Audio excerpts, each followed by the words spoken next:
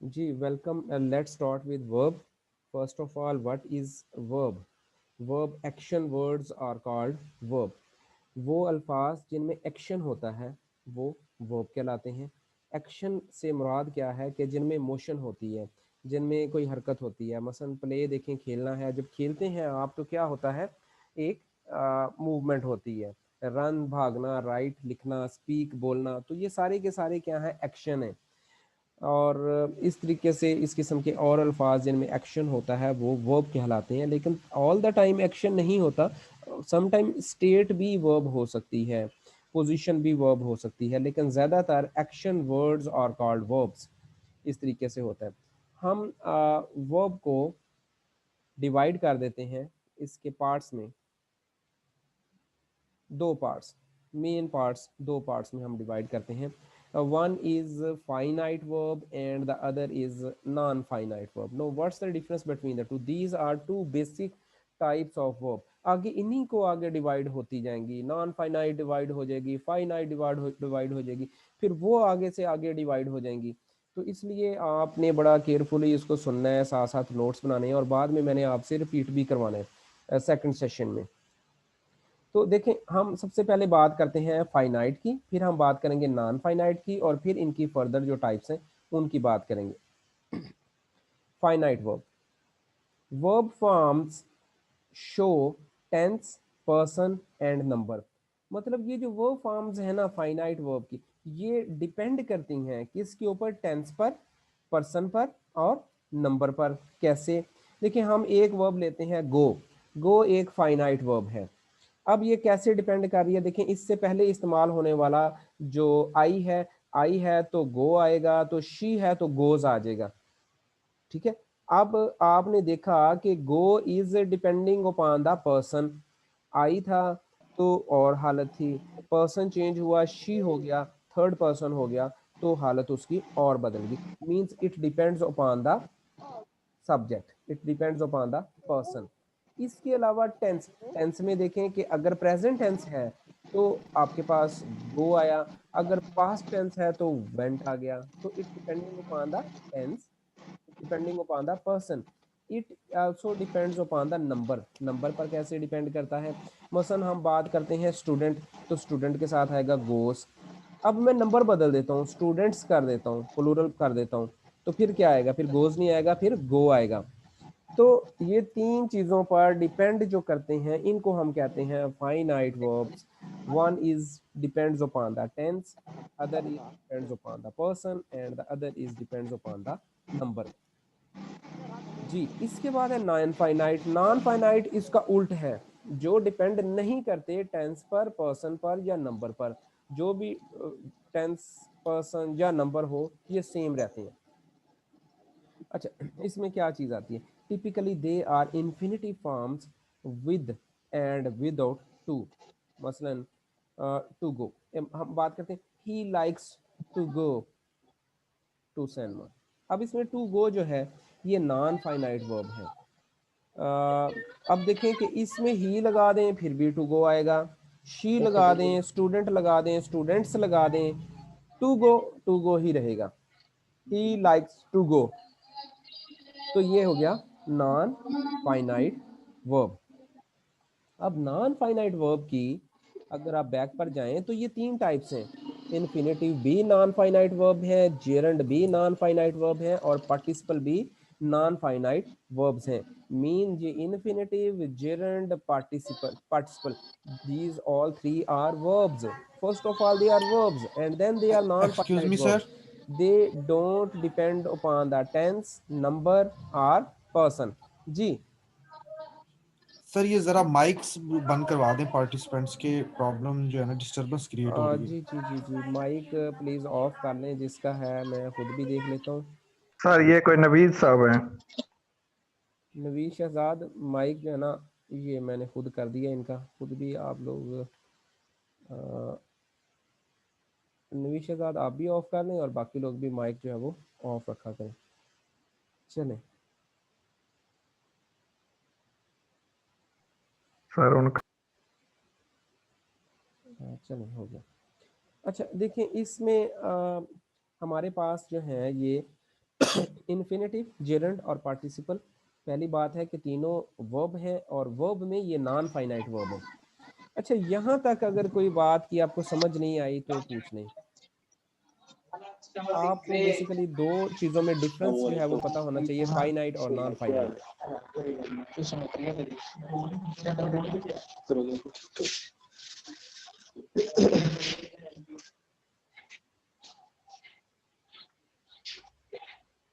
जी नवीद शहजाद, अगर आपको आवाज़ आ रही है ना तो ये ऊपर माइक है आपका, माइक के ऊपर क्लिक कर दें, इसको म्यूट कर दें।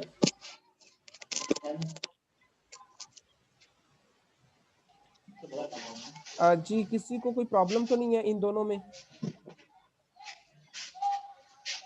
Well clear, let's move forward. हम बात करेंगे नॉन फाइनाइट वर्ब में, इन तीन चीज़ों को पढ़ेंगे, इन्फिनेटिव को, जेरंड को और पार्टिसिपल को। सबसे पहले देखें आप इन्फिनेटिव। अच्छा, ये इन्फिनेटिव की आगे टाइप्स आ गई, हम आगे चलते हैं, हम इन्फिनेटिव को पढ़ते हैं। ये है इन्फिनेटिव। इन्फिनेटिव क्या होते हैं? जब वर्ब के साथ आप टू लगा देते हो तो वो इन्फिनेटिव बन जाता है। The to form of verb is called infinitive. मसलन he likes to play hockey. अब देखिए, प्ले जो है basically that is a verb and that is a finite verb, but when you use it with to, then it becomes non-finite verb and it becomes infinitive. He likes to play hockey. तो इस तरीके से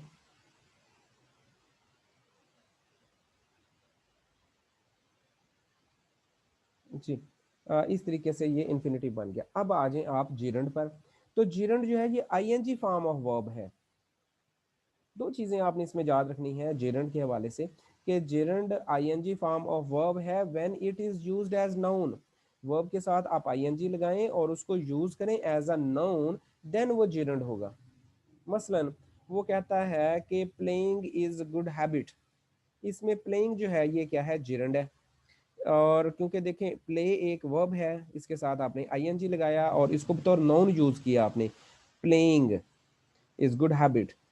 और इसी तरीके से he is playing hockey, इसमें जो प्लेइंग है ये जिरंड नहीं है। पहले में प्लेइंग जिरंड है, दूसरा में प्लेइंग जो है वो जिरंड नहीं है बल्कि फाइनाइट वर्ब है। क्यों? क्योंकि दूसरे में आईएनजी तो लगा हुआ है प्ले के साथ, लेकिन वो बतौर नाउन यूज नहीं हो रहा। अगर इस तरीके से होता कि he likes playing, he likes playing, तो फिर प्लेइंग क्या होना था? वो जिरंड होना था, क्योंकि इसमें बतौर प्लेइंग नाउन इस्तेमाल हो रहा है। तो दो शरायत हैं जिरंड के लिए, नंबर एक आईएनजी लगा हो और नंबर दो बतौर नाउन यूज हो।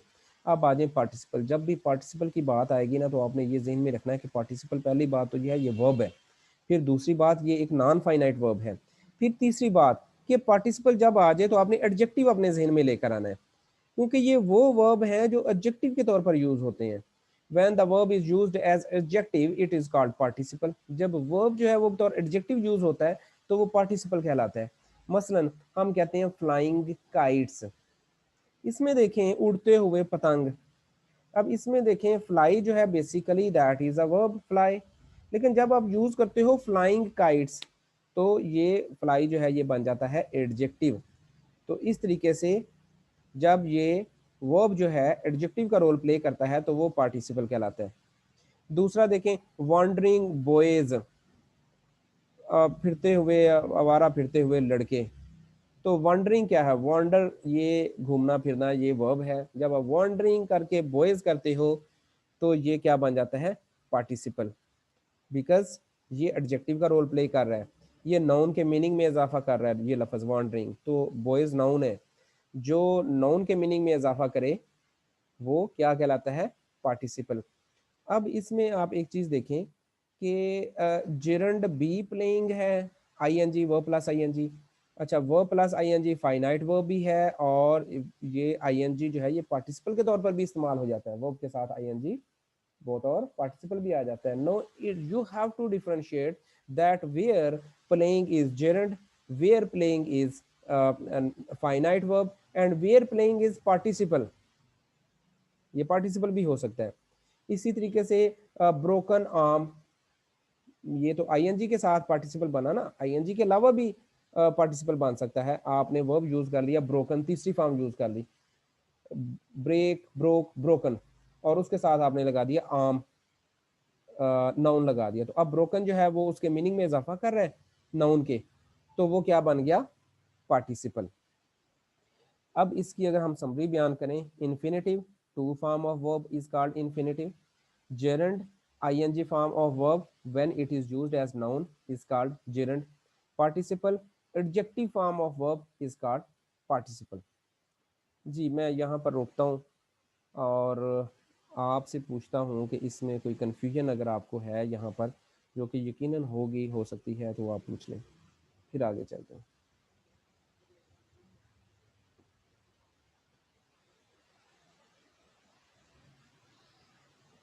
जी कोई कन्फ्यूजन नहीं है सर? मिक्स मिक्स हो रही है तीनों चीजें। हाँ, इसलिए तो मैंने आपसे पूछा है कि कहाँ पर मिक्सिंग हो रही है, वो पॉइंट आप बताएंगे तो फिर। ये अली हसन ज़रा इनको रिपीट तो करें जो चीज़ें अब तक हमने पढ़ी हैं।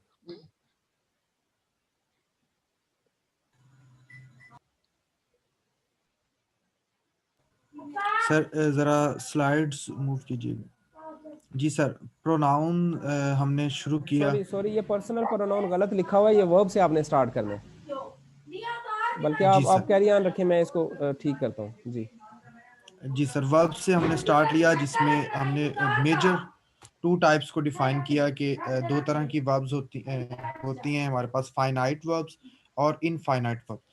सर फाइनाइट जो है ये वर्ड ही मतलब है ऐसी चीज जिसको मापा जा सके। अगर हम इंग्लिश में इसके लिटरल मीनिंग्स को देखें फाइनाइट को, तो उसमें है कि फाइनाइट ऐसी चीज को कहते हैं जिसको मापा जा सके, जिसकी पैमाइश की जा सके। तो फाइनाइट वर्ब वो वर्ब्स होता है जो तीन तरह की चीजों, जिसका पैमाना तीन चीजों पर जो है वो मेजर होता है। एक टेंस पर, सेकंड उसके जो है वो नंबर्स पर, और थर्ड है उसके सर पर्सन पर। मतलब जो सब person as a subject use होगा, I, he, she, it, we, उस पर ये डिपेंड करेगा वर्ब कि अगर आई है तो उसके साथ गो आ रहा है, शी है तो उसके साथ गोज आ रहा है। इसी तरह अगर हैज हैव की बात करें तो सिंगुलर होगा तो हैज आएगा, उसी तरह अगर प्लूरल होगा तो उसके साथ हैव आएगा।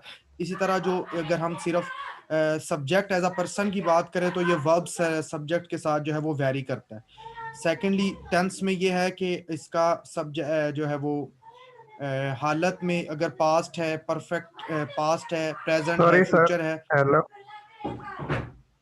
सर। अली हसन साहब, ये बैक में जो साउंड्स आ रही हैं बहुत ज्यादा तंग कर रही हैं।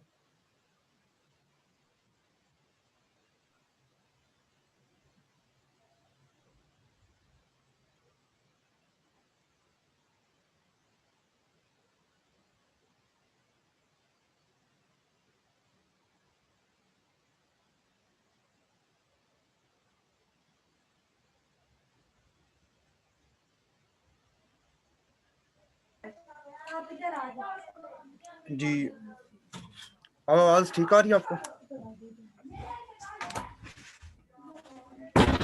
बैक से तो वही आ रही हैं।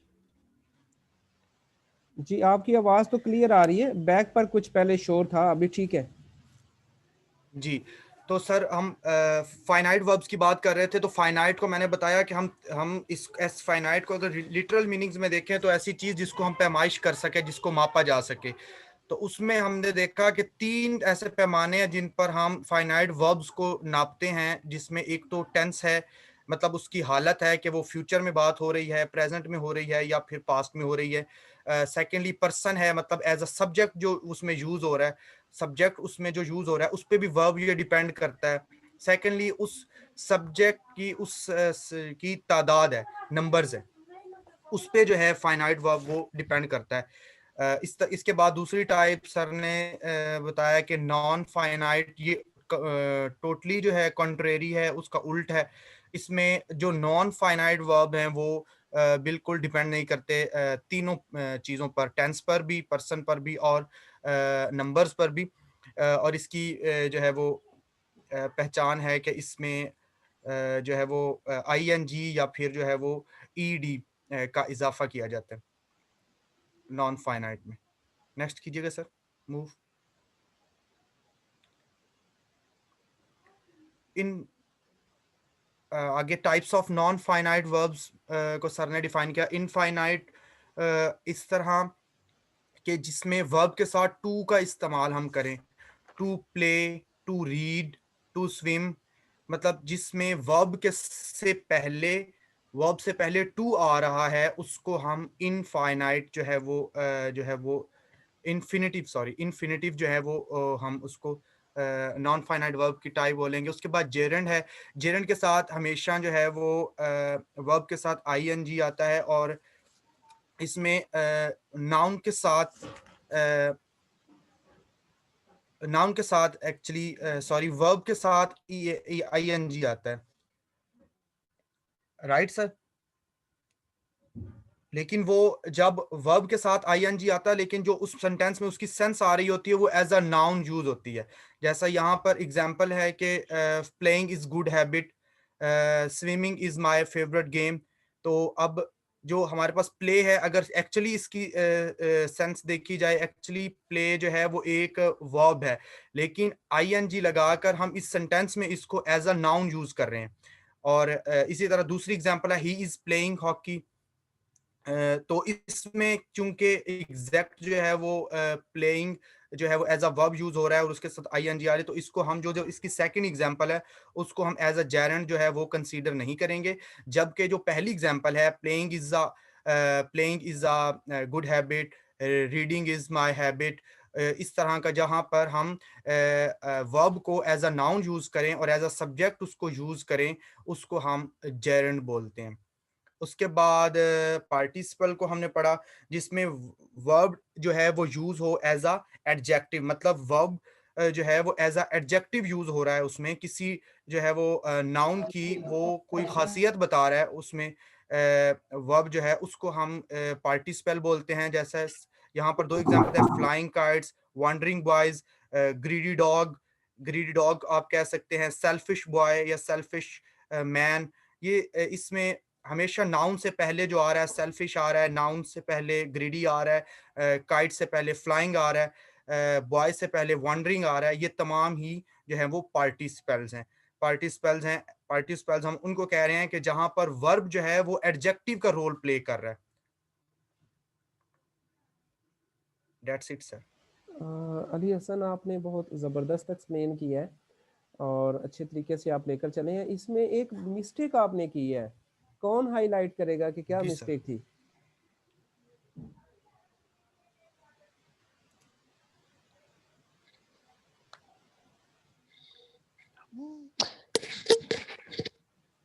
सर एग्जाम्पल आई थिंक थोड़ी गलत जी जी कोट जी की जी है। जी जी बिल्कुल बिल्कुल, ये ग्रीडी डॉग जो है वो इसमें ग्रीड जो है ना वो वर्ब नहीं है। एग्जैक्टली यही बात है। Good, I think so. ऐसे ही है। और सेल्फिश, सेल्फिश भी वर्ब नहीं है। सेल्फिश भी वर्ब नहीं हाँ, है। अब आपने इसी चीज़ का इसमें ख्याल रखना है, लेकिन बाकी आपने बहुत अच्छा एक्सप्लेन किया है और चीज़ों को बड़ा अच्छा लेकर चले हैं। और आपने एग्जांपल जो दिए ना, यहीं से समझ आपको आएगी चीज़ की कि फर्स्ट ऑफ ऑल आपने ये देखना है कि they are all verbs, infinitive, gerund, participle, ये वर्ब हैं। लेकिन ना जी ये सर बिल्कुल। ऐसे वर्ब हैं कि जो प्योर वर्ब नहीं है। प्योर वर्ब आएंगे फाइनाइट वर्ब। जब एग्जैक्टली। आप फाइनाइट वर्ब को देखोगे, वो आपने जैसे खुद इसकी डेफिनेशन की और आपने समझाने के लिए बताया कि फाइनाइट वर्ब का ही मतलब जो है वो फाइनाइट और नॉन फाइनाइट, मतलब उसका आपने क्या उर्दू में टर्म यूज किया उसके लिए? फाइनाइट मतलब पैमाना सर। पैमाना। जी जी जी जी, मैं ये कर फाइनाइट जी। हाँ, जी असल वर्ब तो है वही, ये तो डमी से जिसको वर्ब है। मापा जा सके। जी जी, ये डमी से वर्ब है, ये non finite, infinitive, gerund, participle, मतलब ये प्योर वर्ब नहीं है। ये वर्ब की ही आगे एक ऑक्सिलरी, इस तरह के से आप कह लें, हेल्पिंग इस तरीके से। अच्छा, अब पार्टिसिपल में जो आपने लगाना है ना नाउन के साथ, first of all it should be verb. अब इसमें जो flying kites, wandering boys, broken arms, ये थोड़ी सी आप एग्जांपल तो बनाएं, और बनाएं एग्जांपल्स। क्या एग्जांपल्स बनेंगी इसकी पार्टिसिपल की? वर्ब लें और उसको बतौर एडजेक्टिव यूज करें। जी ऑल द पार्टिसिपेंट्स।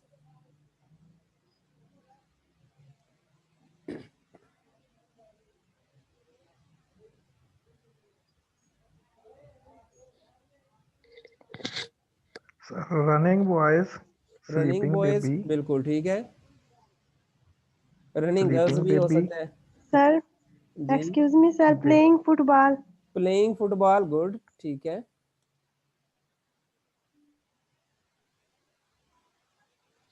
नहीं अब प्लेइंग फुटबॉल कैसे होगा? Playing. रनिंग बॉयज ठीक है।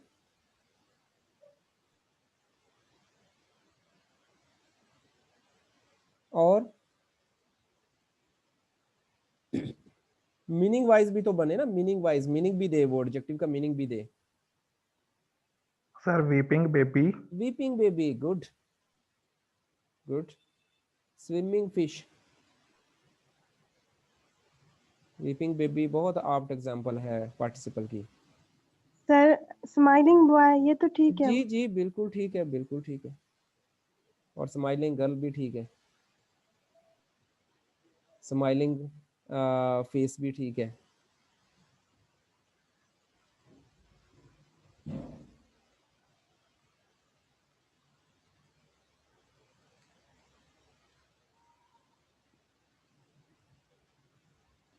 और चलें काफी है, डांसिंग रोजेस कर लें, नाचते हुए फूल, ट्रेम्बलिंग आईज, कांपते हुए जिस्म, ट्रेम्बलिंग बॉडीज। ठीक है, किसी भी चीज को आप लेकर बना सकते हो, इतना मुश्किल नहीं है। अ, आपका इसमें बनता कैसे है कि आपने एक वर्ब लगाना है और एक नाउन लगाना है। वो वर्ब जो है वो जब नाउन के मीनिंग में इजाफा करेगा तो वो एडजेक्टिव बन जाएगा। जब वर्ब एडजेक्टिव बन जाएगा तो उसको हम पार्टिसिपल कहेंगे। सिंपल फार्मूला ये है, थोड़ा सा कन्फ्लिक्टिंग जरूर है लेकिन आपने पक्का याद रखना है। पार्टिसिपल जब भी बात आए तो एक वर्ड साथ याद रखें, एडजेक्टिव, पार्टिसिपल एडजेक्टिव, इस तरीके से आपने इसको याद रखना है। अब एसोसिएशन जो मर्जी बना लें, अगर पार्टिसिपल आया और आपके जहन में एडजेक्टिव ना आया तो बहुत मुश्किल हो जाएगा इसको आपके लिए डिफाइन करना और इसको याद रखना।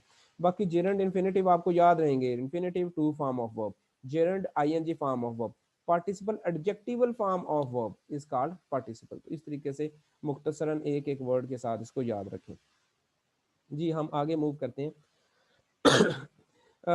हमने पार्टिसिपल को देखा कि पार्टिसिपल क्या होता है और उसमें हमने आगे जो है वो पार्टिसिपल हमने देखे, डेफिनेशन की। अब हम पार्टिसिपल की आगे तीन टाइप्स पढ़ेंगे और फिर हम इन्फिनेटिव की आगे तीन टाइप्स पढ़ेंगे।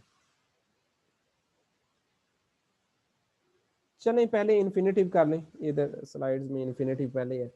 इन्फिनेटिव आपने पढ़ लिया, the to form of verb is called infinitive. अब आगे इन्फिनेटिव की तीन टाइप्स हैं, one is simple infinitive, second is gerundial infinitive and the third is bare infinitive.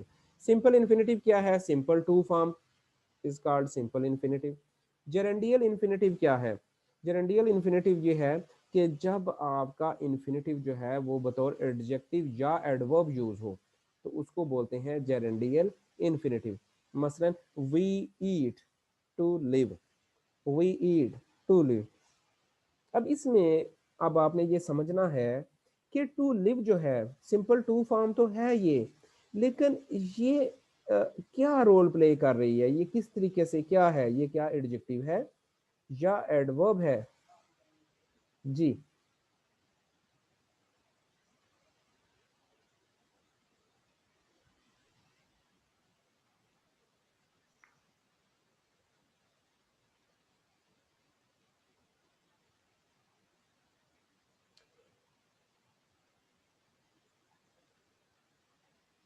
देखिए ना, ये एडवर्ब का रोल प्ले कर रहा है। To live, we eat to live, हम खाने के लिए, to live is adding to verb. Verb क्या है? ईट। वो लफज जो वर्ब के मीनिंग में इजाफा करे वो क्या कहलाता है? Adverb. Adverb is a word which add to the meaning of a verb, इसीलिए उसको एडवर्ब कहते हैं। इसको दो हिस्सों में आप तकसीम करें ना एडवर्ब को, एड वर्ब, एड एड जो इजाफा करे किसमें? वर्ब के मीनिंग में। वी ईट टू लिव, तो टू लिव के किसके मीनिंग में इजाफा करता है, ईट के, इसलिए टू ईट जो है ये क्या है, एडवर्ब है। अब ये एडवर्ब का रोल प्ले कर रहा है टू फॉर्म ऑफ वर्ब, तो इसलिए ये जो है ये एक जेरेंडियल इन्फिनेटिव है। नेक्स्ट है, अच्छा अब अगर इसमें ये होता, अच्छा चलें उसको छोड़ें, ये ऊपर वाले फिक्रे में एग्जांपल है इसकी। The wine is pleasant to drink, इसमें the wine is pleasant to drink. अब प्लेजेंट जो है ये एडजेक्टिव है और टू ड्रिंक जो है ये इसके मीनिंग में इजाफा कर रहा है, इज प्लेजेंट टू ड्रिंक, तो ये क्या हो गया आपका, एडवर्ब हो गया, तो इसलिए ये भी एक जेरेंडियल इन्फिनेटिव है।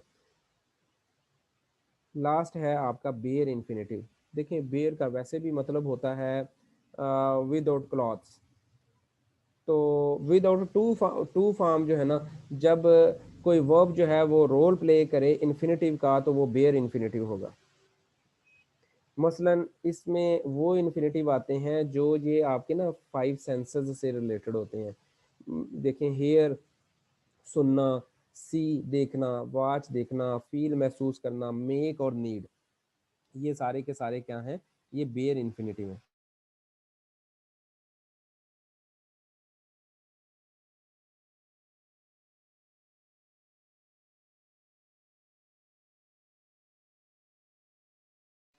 जी इसमें एग्जांपल्स में आप देखें, I heard her sing a beautiful song. अब इसमें मेन जो वर्ब है वो हर्ड है, जो कि एक फाइनाइट वर्ब है।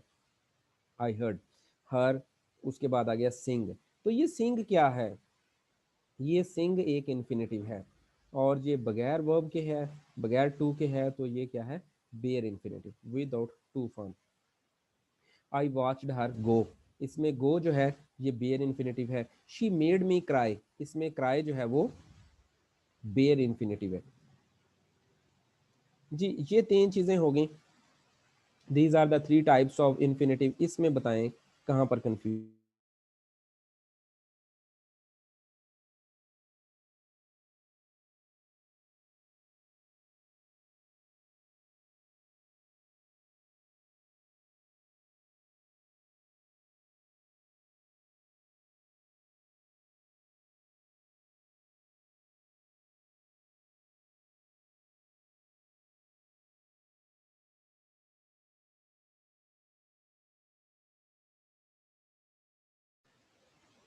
जी आप लोग तो बिल्कुल खामोश हैं, या तो आपको बिल्कुल समझ आ गई है और या बिल्कुल नहीं आई। अब इसको थोड़ा सा क्लियर कर दें। सर क्लियर है, समझ आ गई।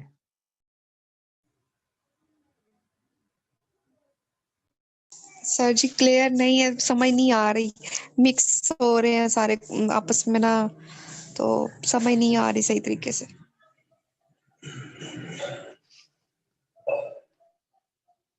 जी सर मिक्सिंग हो रही है, मुश्किल है आज का लेक्चर।